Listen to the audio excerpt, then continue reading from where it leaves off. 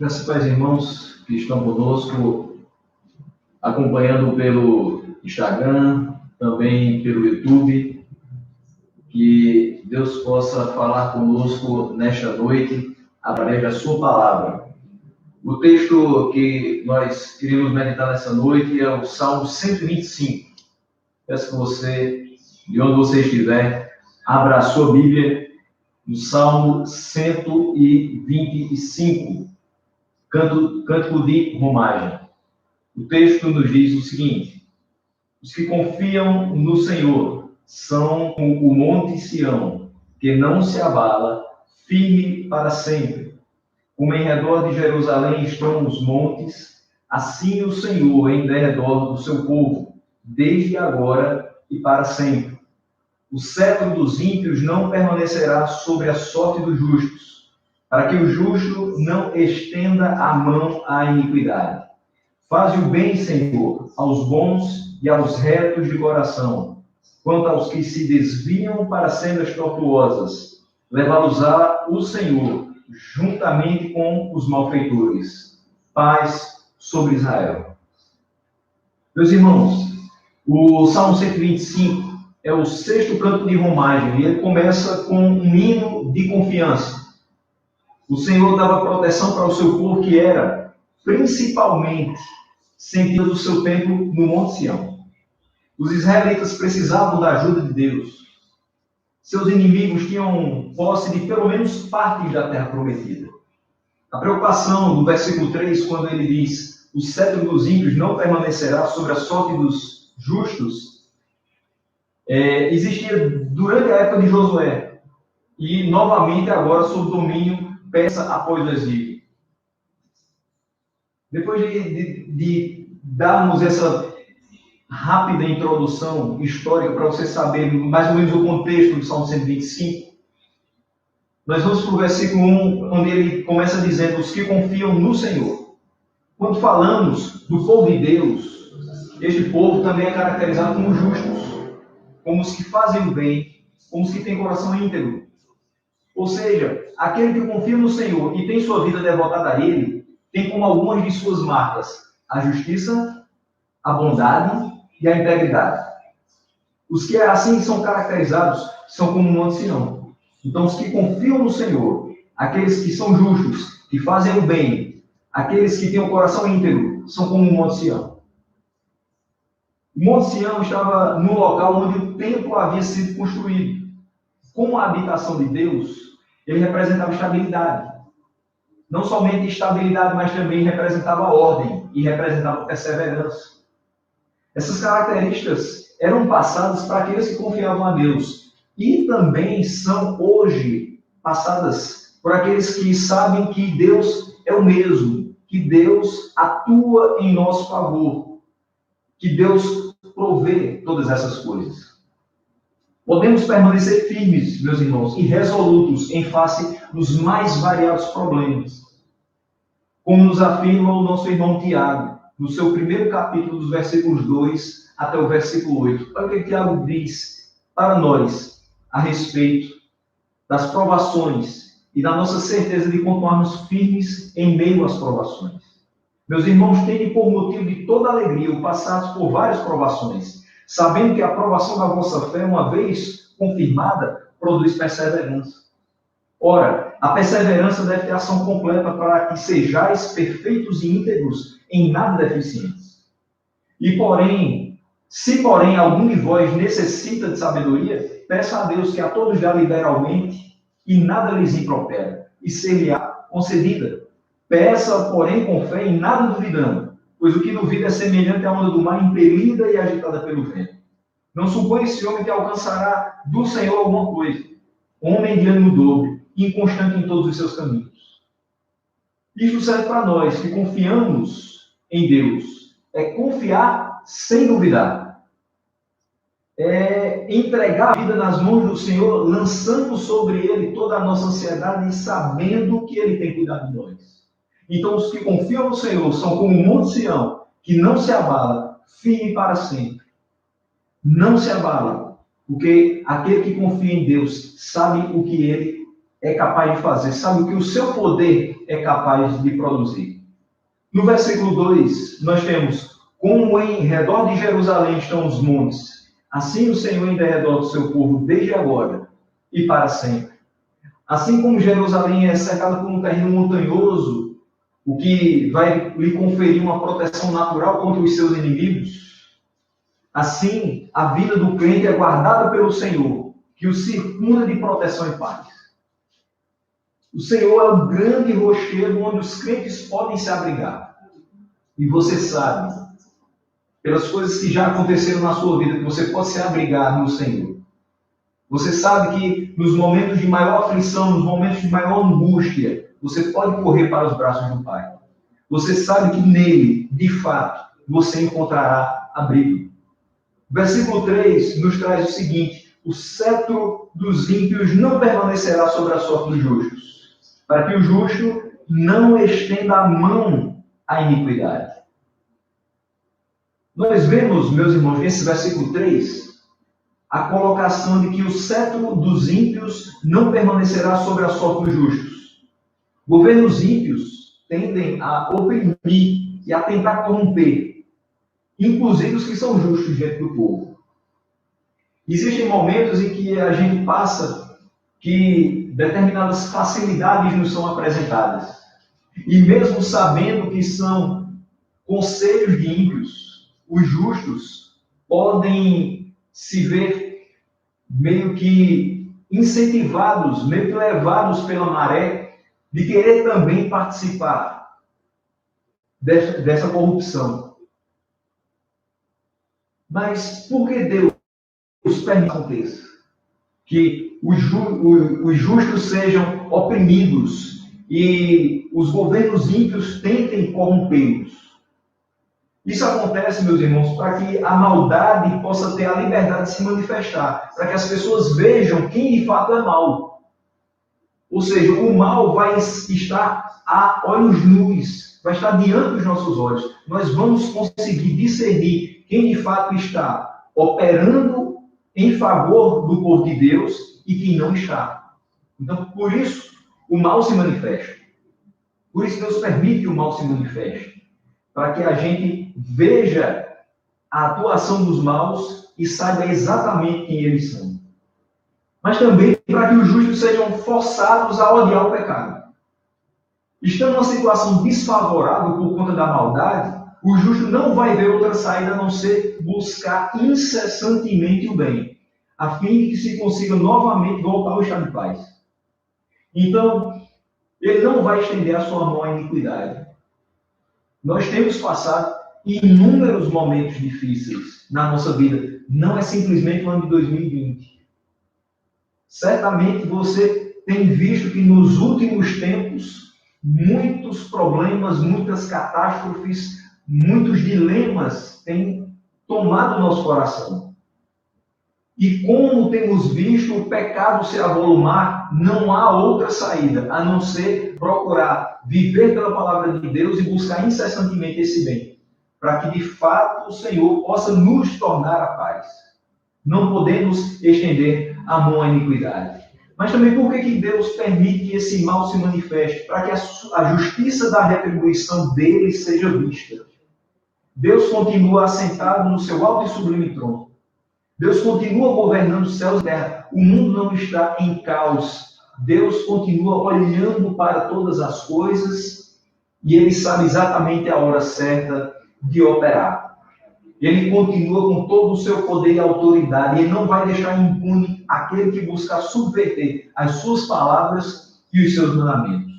Então, o mal acontece para que a justa retribuição de Deus venha. Nós percebemos a atuação de Deus a punir aqueles que são maus e a guardar aqueles que são bons. E também para que as consolações dos justos possam existir em abundância. Nos momentos de maldade, nos momentos em que as maiores intempéries sobrevêm sobre as nossas vidas, nós percebemos que muito maior do que os problemas, muito maior do que os dilemas, muito maior do que todas as catástrofes que possam sobrevir a esse mundo, é a consolação do Senhor. 2 Coríntios 1, versículo 5, nos diz o seguinte: porque assim como o sofrimento de Cristo se manifesta em grande medida a nosso favor, assim também a nossa consolação transborda por meio de Cristo. Então temos a certeza de que Ele está conosco e que, apesar de todo o mal se manifestar, a sua consolação para o justo será em abundância. Versículo 4 do Salmo 125 nos diz: faze o bem, Senhor, aos bons e aos retos de coração. O salmista invoca Deus para que ele cumpra a promessa da sua aliança, de abençoar aqueles que tivessem fé em Deus e obedecessem à sua lei. Se você for até o 5º livro da Escritura, Deuteronômio, no capítulo 28, os versículos de 1 a 14, você vai perceber que ali existem inúmeras bênçãos, que estão todas elas à disposição daqueles que têm fé em Deus e obedecem à sua palavra. Ou seja, os que confiam no Senhor devem atentamente ouvir a voz de Deus, ter cuidado de guardar todos os seus mandamentos, para que venham sobre eles todas estas bênçãos. Você quer ser abençoado ao entrar em qualquer ambiente e ao sair da mesma forma. Você quer que todos os alimentos que você comprou nesse mês possam durar todo o mês, ou seja, que a sua despensa seja próspera. Você deseja que a sua família esteja bem, com saúde, em harmonia. Você deseja que o amor de Deus seja derramado sobre a sua casa. Para isso, você que confia no Senhor, você que sabe que Ele permanece o mesmo e o será para sempre, atentamente, ouça a voz de Deus, tenha cuidado de guardar os seus mandamentos e certamente as suas bênçãos serão derramadas sobre a sua vida. O versículo 5 nos diz o seguinte: quanto aos que se desviam para sendas tortuosas, levá-los ao Senhor, juntamente com os malfeitores, Pai sobre Israel. Nas palavras de Charles Spurgeon, comentando esse versículo, os que professam o nome do Senhor temporariamente, mas não conservam suas vidas afastadas do mal, nem se abrigam na torre forte que Deus é, não vão passar no teste crucial. Ou seja, aqueles que não confiam no Senhor de forma permanente, mas confessam apenas o nome do Senhor temporariamente, quando lhes é conveniente, se desviarão. Ele diz: quanto aos que se desviam, esses não são os que confiam no Senhor. Esses são aqueles que talvez escutaram a pregação do Evangelho, escutaram louvores ao Senhor, eles até gostaram de estar junto com as pessoas que formam a igreja, mas eles não quiseram ter compromisso com a palavra de Deus. Eles não quiseram realmente ter as suas vidas transformadas. Esses não passam nesse teste crucial e eles se desviam. Esses que se desviam têm uma política de vida torta.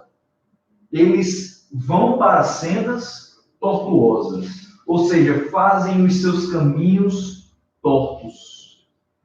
E é interessante que a sabedoria, entre aspas, popular, diz que Deus escreve certo por linhas tortas. E aqui o salmista está dizendo que os que se desviam vão para sendas tortuosas. O que nos leva a entender e a concluir, meus irmãos, que Deus escreve certo por linhas completamente certas. Deus não faz nada torto, mas aqueles que se desviam da sua palavra e do seu caminho, aí sim, têm uma política de vida torta e vão para sendas tortuosas. Nos seus caminhos tortuosos, esquecem daquele que os chamou, daquele que os criou, daquele que os salvou.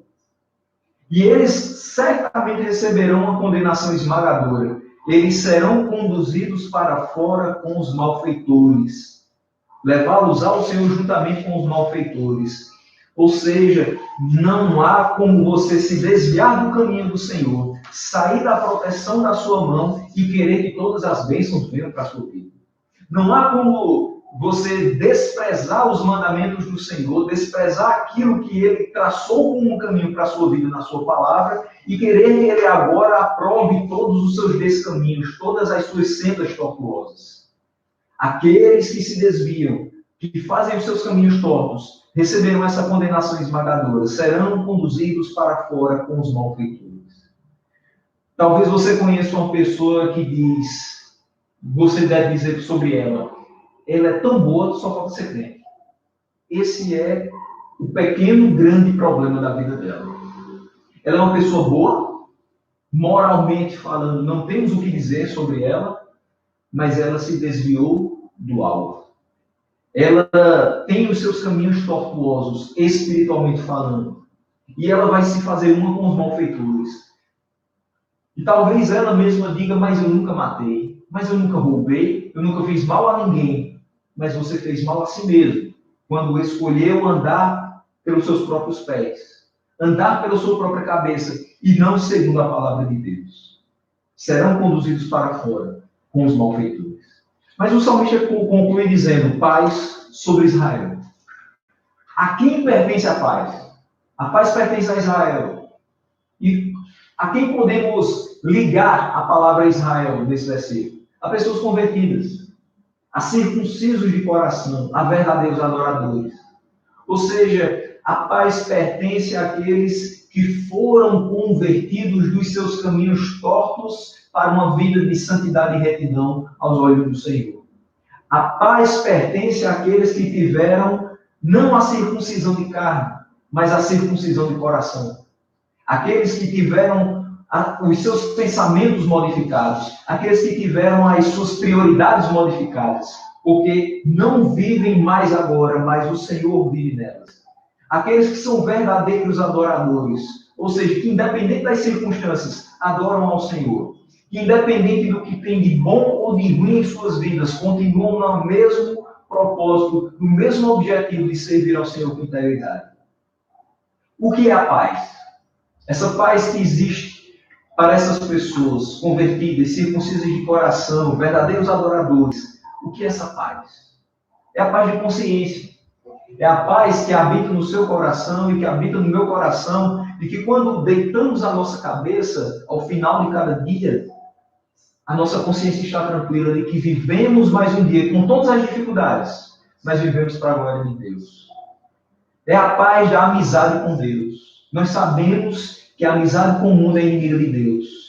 E para que esse mundo volte à sua paz, precisamos ser cada dia mais amigos de Deus, buscar a face do Senhor, buscar estar em intimidade com Ele. É a paz de um coração abalizado e satisfeito. A nossa satisfação não está simplesmente porque ontem e hoje pessoas receberam o seu salário, se foram funcionários públicos, aposentados ou pensionistas. A nossa satisfação não está em talvez amanhã termos a nossa despensa cheia de alimentos. A nossa satisfação não está apenas em termos os nossos filhos bem alimentados, bem vestidos, bem educados, em escolas boas. A nossa satisfação não está simplesmente em ver toda a nossa família reunida, desfrutando de momentos bons e harmônicos. A nossa satisfação está em tudo isso servir para a glória de Deus. A nossa satisfação está nele. E é por isso que isso nos traz paz. É a paz da glória eterna. Você pode passar por todas as questões mais agudas e mais graves da vida, mas você tem paz no seu coração, porque você sabe que a vida eterna já te foi conquistada e garantida pelo sangue de Cristo. É a paz de uma posse futura. Talvez hoje você não saiba muito bem o que vai acontecer com sua vida. Eu mesmo não sei o que vai acontecer comigo daqui para o final do dia. Mas nós temos uma certeza que futuramente algo estará em nossa posse. É uma vida inteira, eterna com Cristo. Isso é muito mais especial e é muito mais reconfortante do que saber que amanhã chegará o remédio que você tanto espera. Isso é muito mais especial e muito mais reconfortante do que saber que daqui a 15 dias o comércio reabrirá. É saber que pela eternidade você será cuidado pelo Rei do Universo. É a certeza de que a paz será eterna. Nós temos. Por quê? Por que temos a certeza de que essa paz é eterna? Primeiro, porque Cristo a fez. Cristo fez essa paz reinar em nossos corações e nesse universo. Em segundo lugar, porque o Espírito Santo traz essa paz aos nossos corações. As pessoas que não têm o Espírito Santo vivem por aí desesperadas. elas são engolidas, elas sucumbem aos próprios dilemas, aos próprios problemas. Mas nós que temos o Espírito Santo, testificando ao nosso coração de que somos de fato filhos de Deus, temos a paz trazida aos nossos corações dia após dia. Então, meus irmãos, andemos no caminho da paz, todos os que confiam no Senhor, e permaneçamos firmes para sempre. Essa é a mensagem que Deus colocou no nosso coração para o dia de hoje. Desejo que Ele te abençoe e que Ele te guarde. E que você que confia no Senhor permaneça firme nessa confiança. Jamais seremos abalados, enquanto continuarmos, a despeito das adversidades, confiando no nosso Deus. Meus irmãos, queremos, nesse momento também, convidar você a estar conosco no próximo domingo, às 18h30. Estaremos novamente cultuando ao Senhor. A gente está aqui, você daí do outro lado, nos acompanhando na sua residência, ainda com as precauções que são necessárias, mas com essa mesma confiança, com essa mesma firmeza e com a mesma alegria que sempre temos, de saber que não estamos vivendo no acaso, mas estamos vivendo certos de que Deus tem guardado os nossos passos. Se hoje estamos aqui, é porque Deus assim nos trouxe e porque Deus assim nos permitiu. Se domingo vamos estar aqui, é porque Deus nos dá outra oportunidade de vivermos mais para a sua glória e de fazermos mais para a propagação e glorificação do seu nome. Então, nesse mesmo espírito, vamos começar a próxima semana no domingo, nos reunindo e louvando ao Senhor por tudo que Ele fez durante toda essa semana. Então, da quarta-feira até o sábado, que você possa viver na presença do Senhor em paz e serenidade. E principalmente louvando a Ele pelos livramentos que Ele tem nos dado, que não são poucos, e pelos quais nós devemos ser eternamente gratos. Vamos orar e nos despedir nesta noite, e certo de que o Senhor nos abençoou com a sua palavra e com a certeza de que, mais uma vez, fomos lembrados, Ele está conosco. Podemos nele confiar. Senhor Deus, queremos te agradecer pelo dia que o Senhor nos concede, por mais uma oportunidade de podermos meditar na tua palavra, mesmo que de forma remota estarmos unidos, porque o nosso propósito é um só. Senhor, o nosso propósito nessa noite foi mais uma vez te engrandecer, te honrar e propagar a tua palavra. Que aqueles que estiveram conosco tenham tido seus corações alimentados por esta palavra e que possam se abastecer cada dia mais desta confiança, porque aqueles que confiam em ti, de fato, não são abalados, mas permanecem firmes para sempre. Nos guarda, Senhor, nesta firmeza de saber que os dias maus passarão e que o Senhor continua reinando e que o Senhor continua controlando tudo e todos. Nada fugiu ao teu controle, nada te pega de surpresa. Esta é a nossa certeza e é isso que nos conforta e nos faz confiar em ti plenamente. Nos guarda, Senhor, na volta para os nossos lares. E guarda, Senhor, cada um dos nossos irmãos que estão agora nos seus lares, acompanhando este culto. Seja com a família de cada um, com aqueles que já retornaram para o trabalho também, Senhor. Que o Senhor possa abençoar o trabalho, o comércio de cada um. Não deixe nada faltar em nossas dispensas. Confiamos na tua provisão e confiamos na tua providência. Assim te oramos, gratos por tudo no nome de Jesus. Amém.